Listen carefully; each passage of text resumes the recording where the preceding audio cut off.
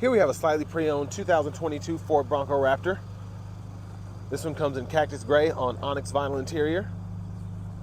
And our powertrain consists of a 3-liter EcoBoost engine, made into a 10-speed automatic transmission. And really excited about driving this. And just love the overall stance of it. Extremely rugged look. And here we have our LED headlamps along with our LED daytime running lights and LED fog lights. The lights don't flash like that. That's just how my camera's picking it up. But super aggressive look. Absolutely love it. We'll get a few looks underneath here.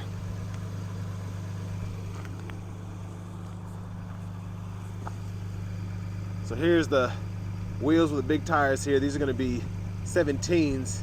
And I don't know how big those tires are. They're probably 33 or 35s. Oh, these are 37, so yeah, huge.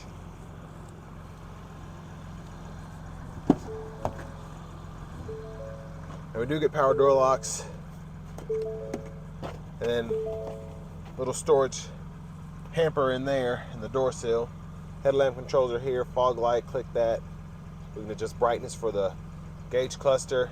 We can turn on the side mirror lights. Showing it, oh, okay, it's on the outside. So there's that there. Cut that off. And we do have a 6-way manual seat here, and then we also have lumbar support as well. But I have that front seat adjusted for someone of my size. So I'm gonna go ahead and hop in here. So not the worst leg room, and actually when I put my legs like that, which I have enough space to do so, I'm pretty comfortable being 6'3" and having this seat in front of me adjusted for someone of my size. And pretty impressive seeing how wide these seats are. And then we also have seat back pockets. They're small, but they're there. And it's dark in here because there's no roof and the back glass is tinted, but we can one touch use our windows. I think they're locked from the front. And then we have USB-A, USB-C charge ports here, and then a 110-volt 3-prong household plug-in down there. A view of the front. Let's go ahead and hop out of here. Grab bars there. It's an awkward way to get in, but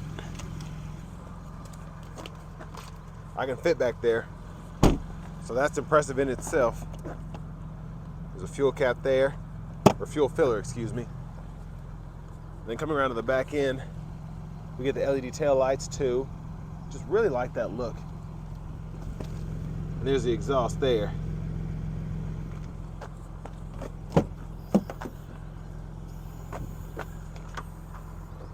And cargo space is pretty generous. We have a 12-volt storage pocket here. And then this one has an all-weather floor mat, but you can lift this up, and then your jack and all that's in there if you ever need it.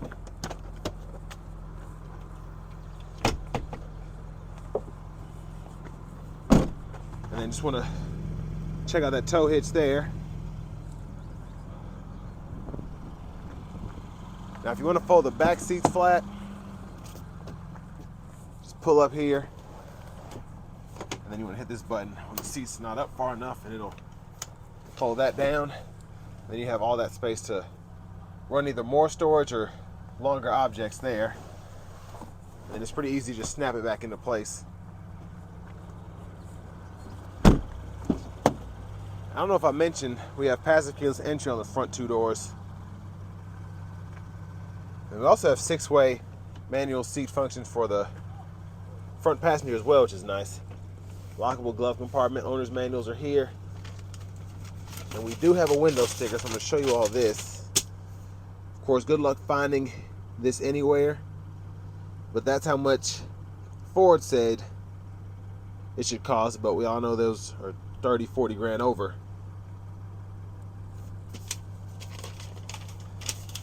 Put that back in there. But this one's in really great shape. It has less than 800 miles, I believe. And power mirror controls are there. Power window controls are there. And then, yep, the rear window lock was on. That's why I couldn't roll it down. And then here's our center console space here with a 12 volt. And it's actually pretty deep in there. But we'll get back to everything else here in a moment. But an extremely, extremely aggressive stance here. Can't say that enough. It's almost as jaw-dropping as hopefully this performance will be. Just with the looks here, it's just, you can tell this is different as opposed to a regular Bronco when you see it on the road.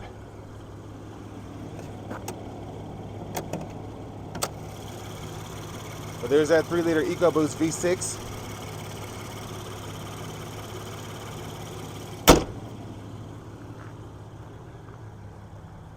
And now we're gonna hop in the driver's seat.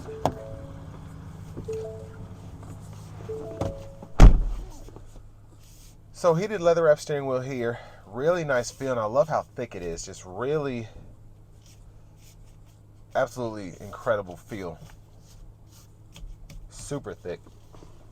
Now over here to the radio, we do get AM, FM, XM radio, and then we also have Bluetooth audio, and we get wireless Apple CarPlay, Android Auto compatibility as well. There's our navigation screen. Apps are here. And I just like how we can toggle between everything, just touch of a button.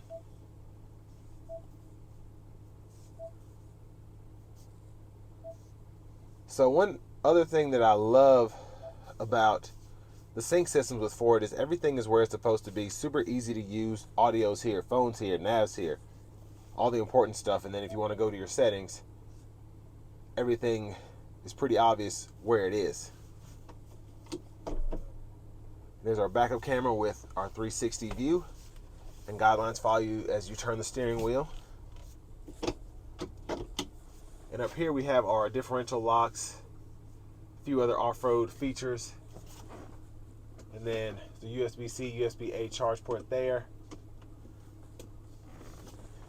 And then down here we have buttons and knobs, so we can toggle the camera like that.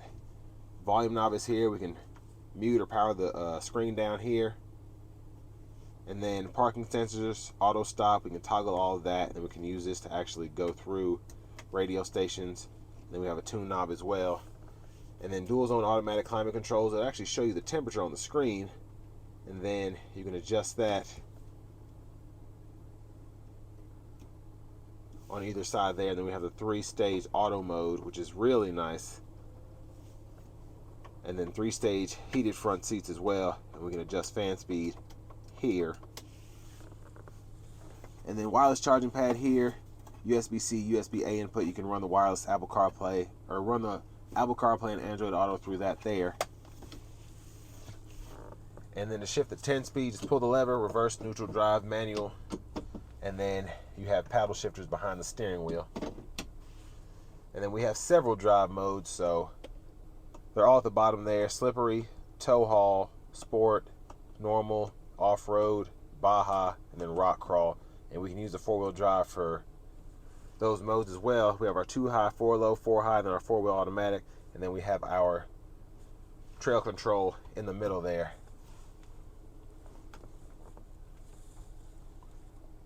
And there's our hard top there. Auxiliary switches here if you want to set up some lights or whatever. Premium dome lights up front. Universal garage door transmitter. To the left side of the steering wheel here, we have our adaptive cruise control. So to actually go between adaptive and normal, you have to go in the screen here. So just go into features, driver assistance, and then you can change it to adaptive or normal from there, which is kind of annoying, but that's where it is. So you can't necessarily hold the button and go between the modes, which would be more useful. But anyways, so we can toggle the cruise there depending on which one you have on. The lane centering is there. Gap adjust for the adaptive cruise is here, and then you can set, cancel, resume, all of that there. Volume controls, and then we can toggle our steering. Here we have 3 settings: normal, comfort, sport, and then our drive modes are here. So there's a my mode, and then you can set that up as your R button here, and then we can go through our suspension settings here. So we have a normal, sport, then an off-road, damper, and then our exhaust we can set, which I really like this. We have a quiet, a normal, a sport, and then a Baja. So I'm going to set it to Baja, and then We have track list or radio station favorite controls here. And then this here is what we can use to go through to the main menu, and then we can toggle through all of that here. Okay button, then voice recognition, and then a Bluetooth button there. And I love having the digital gauge cluster and how we can really see what we want to see there. There's our push button start. And finally, here's our key fob, and we also get remote start. This one has 2 there. But now to the fun part. Let's go ahead and take this Bronco Raptor out on the road for a quick test drive. So driving this Bronco Raptor, just love the stance of it. Feels really nice driving down the road. I feel like a big dog in here. But what's great about this is even though it feels wider, it has quite an aggressive stance. It still is not difficult to keep in the lines here. So super impressed by the exhaust and just how I can shift this 10-speed automatic manually. And warning, it will get loud in here because these Broncos are known to have worse than Jeep interior cabin acoustics, but you don't really care about that if you get one of these, because you'll probably have the doors and such off anyways. And really fun to take these off-road. I'm just assuming because I haven't done it, but I'm sure with the power this has and the capability it has, I mean, you have the 37 tires and the super small 17-inch wheels. I'm sure it'll do some damage on a trail. But the paddle shifters really listen to you, which I love. These are not suggestions. You tell it what to do and when to do it. Now I have everything set to sport. The exhaust.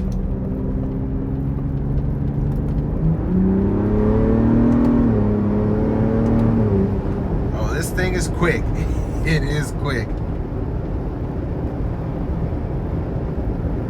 But like I said, everything is set to sport. The exhaust, the steering, the suspension, and now the engine. So we'll see how it does. Have some space behind me, so I'm gonna leave a little gap there.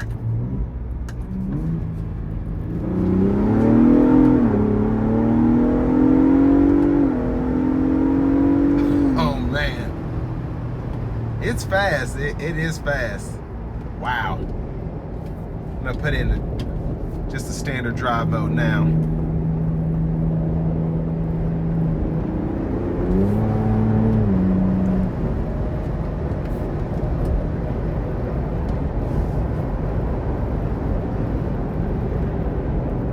But I have the adaptive cruise on now. Let's see if the lane centering will pick up.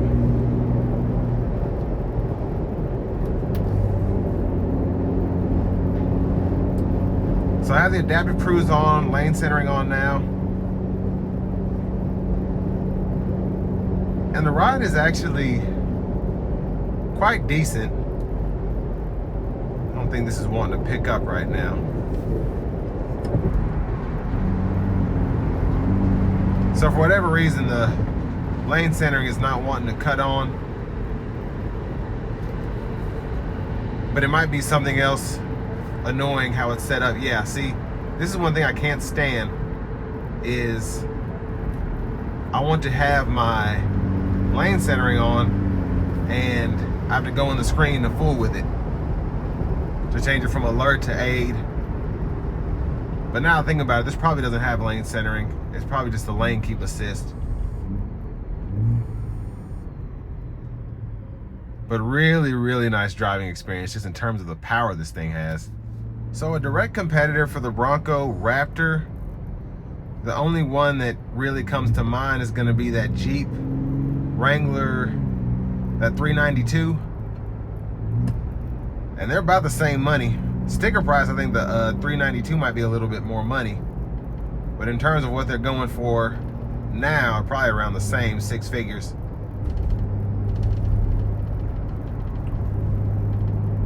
But like I said, this does have quite an aggressive stance, like nothing you've seen before, and I really like that because it helps differentiate, like I said earlier, it helps differentiate between a Bronco and a Bronco Raptor. And the Bronco Raptor just, it sits differently.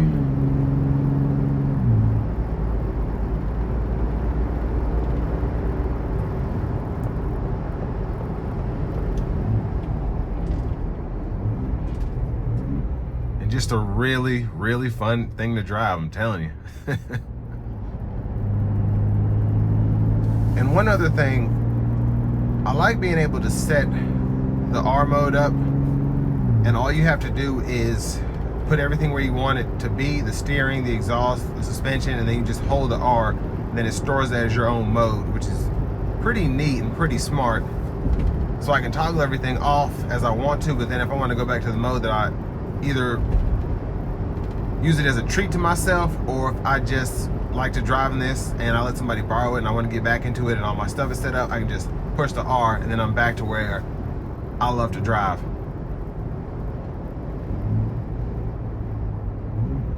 But a great vehicle for the money, because this is a luxury truck. Don't get it twisted.